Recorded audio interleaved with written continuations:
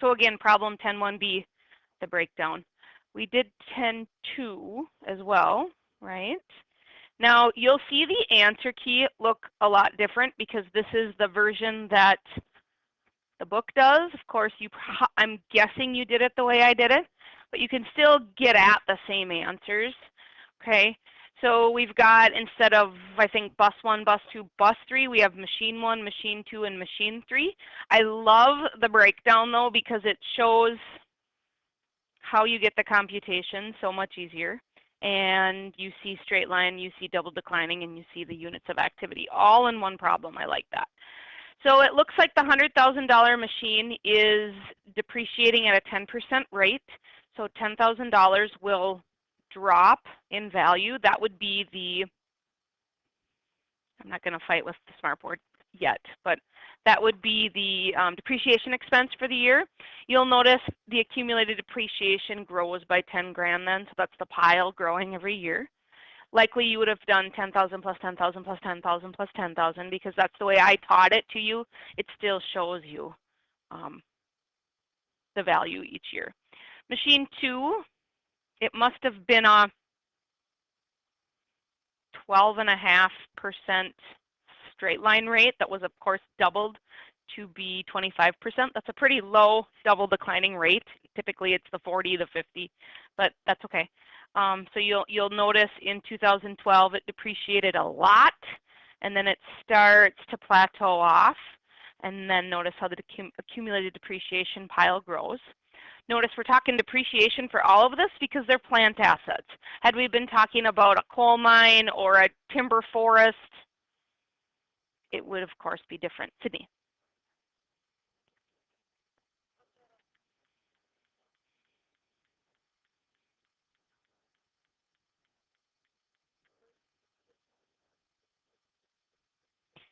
So it was 12.5 and then doubled.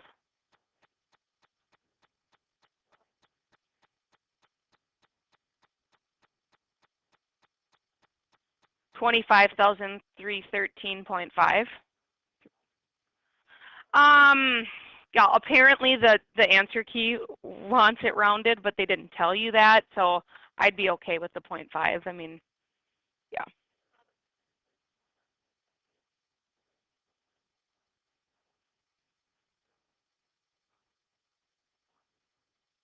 Because on double declining, you don't. You just have to remember that on double declining, it is not the depreciable cost. We bought the machine for $180,000. We don't look at the depreciable cost on that. If you think about it, though, unlike here, every year it's always valued at 100,000, which I don't know the numbers. It must have been something minus the salvage value to equal 100,000.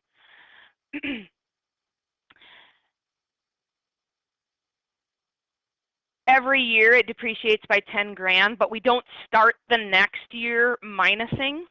However, in here we do. So it's kind of like it's just, are you looking at the depreciable cost on the front end and then running all your numbers? Are you taking what we buy it for and subtracting off what it depreciated by that year? So in both cases, you're subtracting something. It's just that the first one, straight line, the last one, units of activity, that is where you have to do the depreciable cost. You just have to remember on double declining, you don't do that. And I feel like if you go back and rewatch all my lectures, I always start with, okay, which one's depreciable cost and which one's not. So it's a matter, and Taylor asked the same question yesterday. It's a matter of memorizing that on double declining, you take it at its purchase price, not its depreciable cost. On machine 3, it looks like and again, they just do it a little bit different on my answer key, but you take the $110,000 depreciable cost divided by how many miles they think it will be hours, in this case, on the machine, times how many it was actually used in 2002. on machine 2, the double declining, they said, okay, what if we bought that thing mid-year? So if we used it 8 of 12 months, we must have bought it on May 1st. Okay, I'm doing my calendar stuff right. What questions can you, what questions do you have? Obviously, it's a burning one if Taylor asked it yesterday and Sydney asked it just now. Really, what more can I tell you other than to simply memorize that double declining is not the depreciable. But you have to subtract off every year as you go. So you're subtracting off something. It's just a matter of memorizing and doing more problems. Good. Okay, so that's where we ran out of time yesterday, right? Or did we get through the third one? Okay, good. Well, then I want to come back to them and do the third one with you.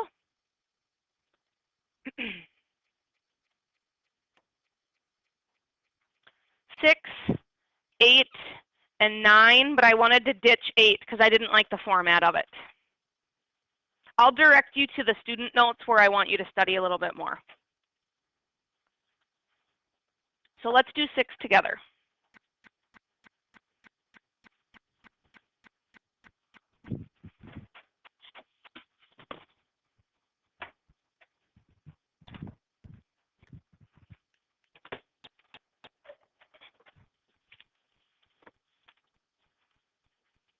I like this one because we're getting rid of assets. We're getting rid of them, and we're determining if it's a gain or a loss.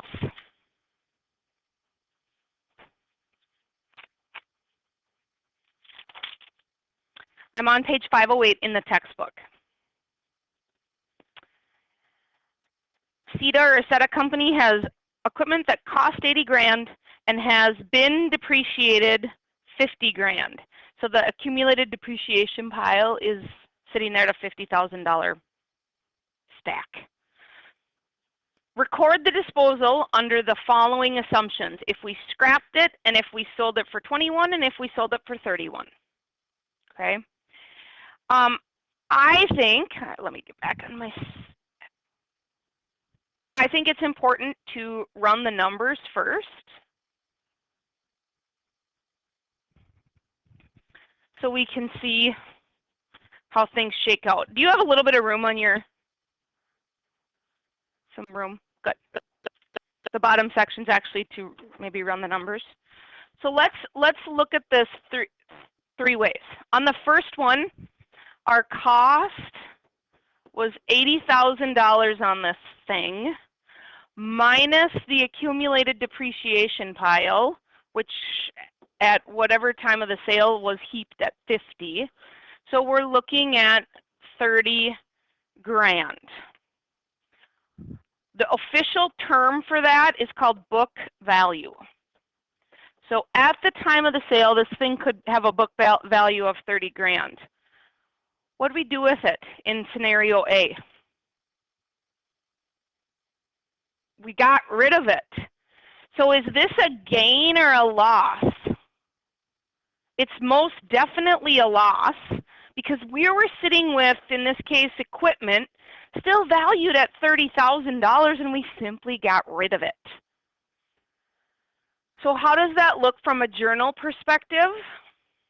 We know the accumulated depreciation pile is wiped out. We literally could kick it and it's gone. What else is gone? The equipment that was valued at what? Would we pay for it? $80,000. And then the difference is this loss. And you don't have to get so crazy on that. You could just say loss of plant loss. And what I want you to write next to that is that's expense's cousin. It's just like turning on the lights or paying for our newspaper ad or paying our employees. This expense is a pretty big one, simply because we got rid of an asset when it still had a book value of 30 grand. Yikes.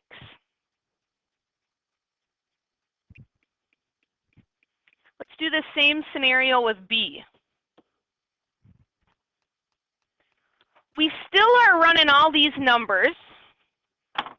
I'm not going to write cost minus equals book value again, but I'm still running these $80,000 cost minus the 50 grand that its pile has grown to, or the contra asset. So we're still sitting here with a book value of 30,000, but this time we sold it. A lot smarter. Okay, this time we sold it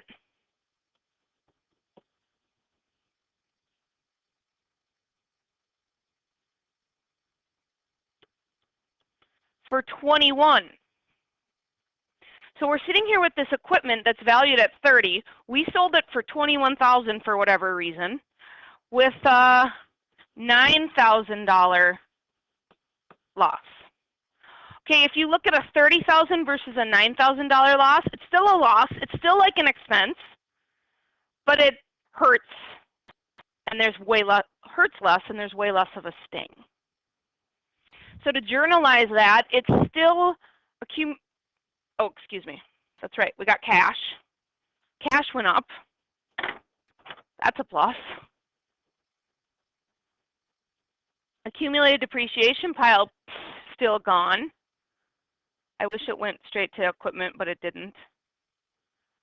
Again, it's a loss, but that $21,000 worth of cash is sure more appealing. Even though we had a $9,000 loss, it was way better than a $30,000 loss, and it was offset by 21 grand in our pocket. Just remember, when we're getting rid of an asset, you will always say accumulated depreciation, gone. You will always see the equipment, gone. Those two players will be there. It's just that, is there cash involved? And is it a loss, or in the case that we're about to do, a gain?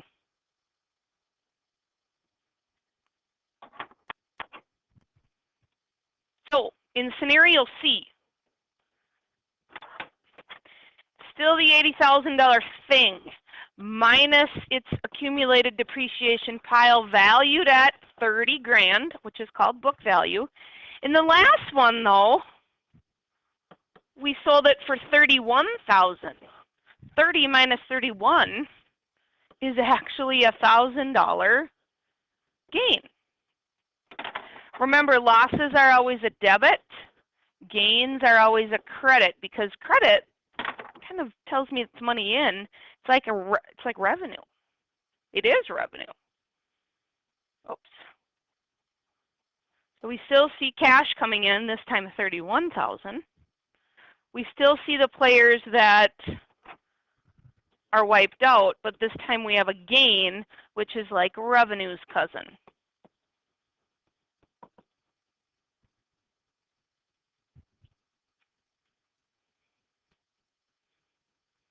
Remember, cash short and over was petty cash. When we were short, wasn't it always a debit? And when we were over, it was always a credit?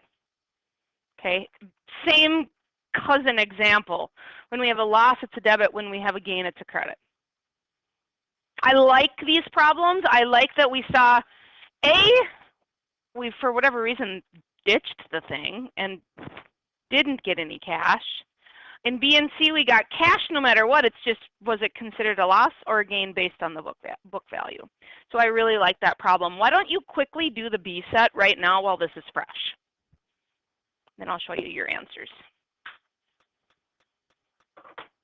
So problem 10.6b.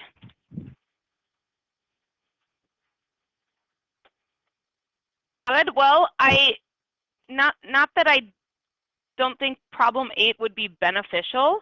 I just don't like, I don't like the format of it, because they're having you amortize goodwill, which isn't really a thing, because it's indefinite. It doesn't lose value, so why would they show us that? I'm going to direct you to a better location to study, but we'll skip that for now. Let's quickly do problem 9. I like problem 9 because it has you compare two companies. and talk about why it is the way it is.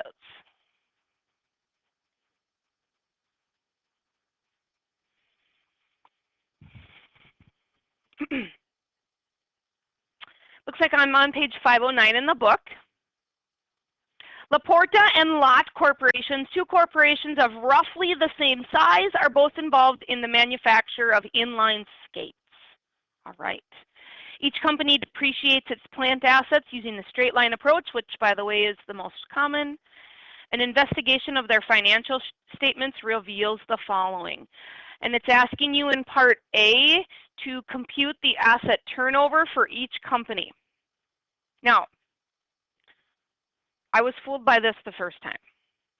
It shows the net income. Do we need that? Not for asset turnover. Do we need sales revenue? Yes, that's our top number.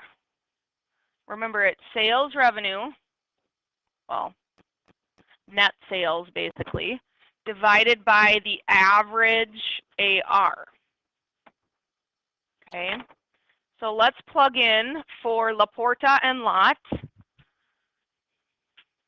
that sales bit. Is it not in the book? Oh, shoot. Okay. I like the format here, though, so you can take LaPorta and Lott. And now, take a look at this one. This is what threw me for a loop for just a moment when I was doing this in the wee hours of the morning. Average total sales. They did all the hard work for you. They said the average. You didn't have to take beginning plus ending divided by 2. But then they said average plant assets. Aren't average plant assets already assets? Yes. So that 2.5 million includes the 1.8 million of plant assets. The 2 million includes the 1 million in plant assets. So they didn't need to list them separately. Plant assets are already part of the average total assets. Again, they didn't give you beginning plus ending. They just gave you the number. Just remember, though, when you're trying to calculate average R, typically it's beginning assets plus ending assets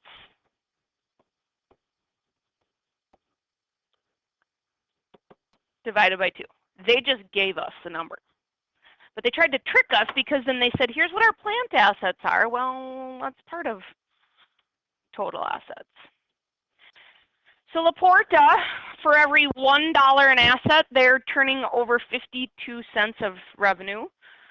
Lott, for every $1, they're almost 60 cents of revenue, or 0.59 to be specific. I do like that there's a part B. It says, based on your calculations in part A, comment on the relative effectiveness of the two companies in using their assets to generate sales and to produce net income. The book answers that. Based on the asset turnover, Lott is more effective. Its asset turnover is 13% higher than LaPorta's ratio, but basically the higher the number, the more sales they're generating based on what assets they have. That's pretty easy, especially when they straight up give you, it just says average. Just don't be fooled, though. If you have to really dive in, if it says beginning and ending assets, you have to calculate that. So just like we just got done doing, why don't you do the B set right away?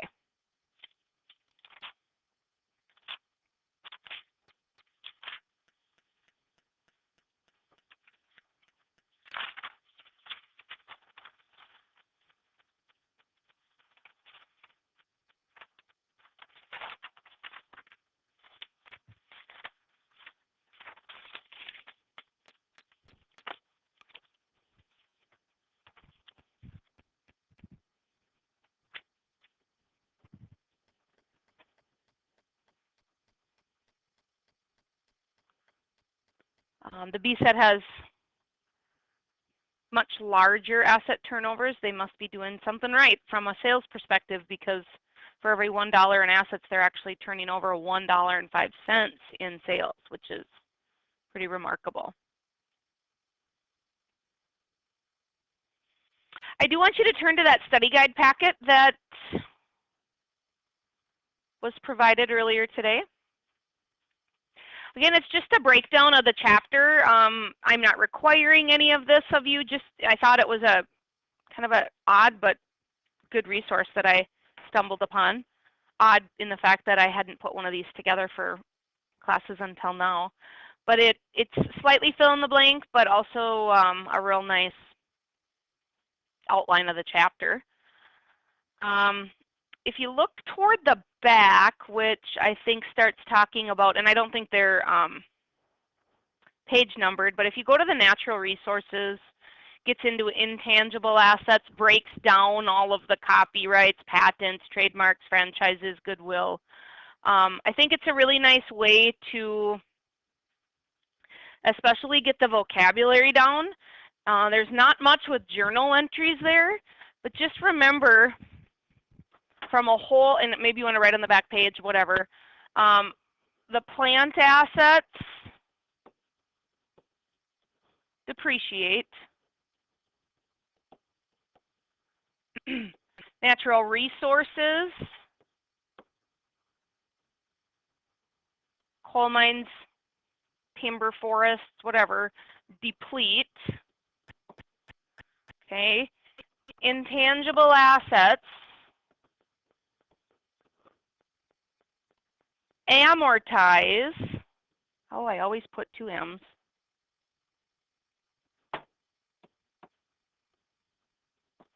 Only if they have a definite life.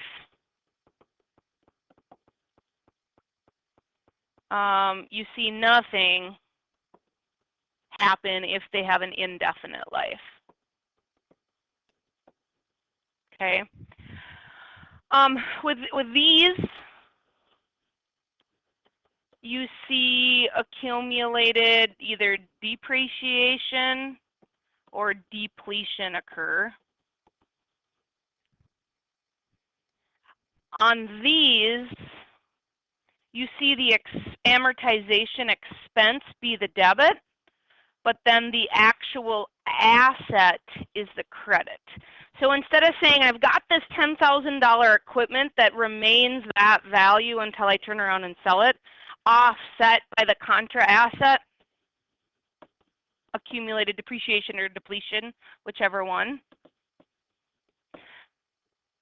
On intangibles, it just devalues the asset right away. A $10,000 patent the next year, if it's amortized by $1,000, will be a $9,000 patent going into year 2. So instead of having an accumulated amortization to offset that $10,000 patent, no, they just drop the value of it. So that is basically the chapter in a nutshell. And I thought the little supplemental handout would be beneficial for you. As far as what should you do over the evening, complete the practice test.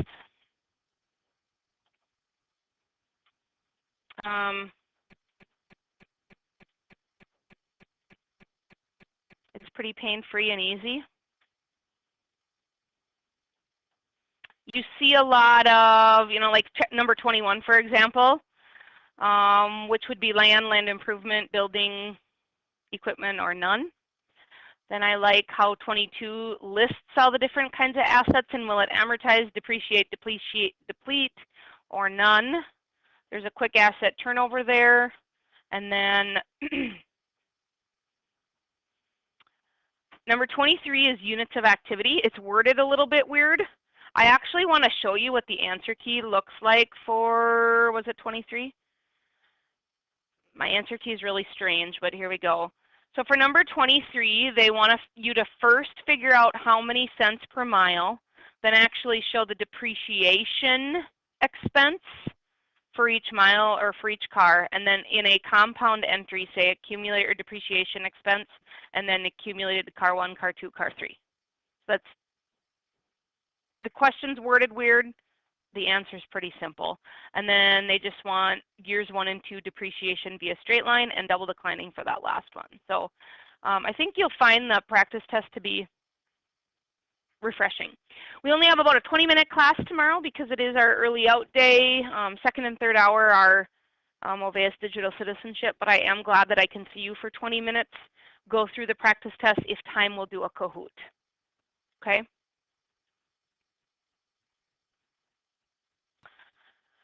You've got 15 minutes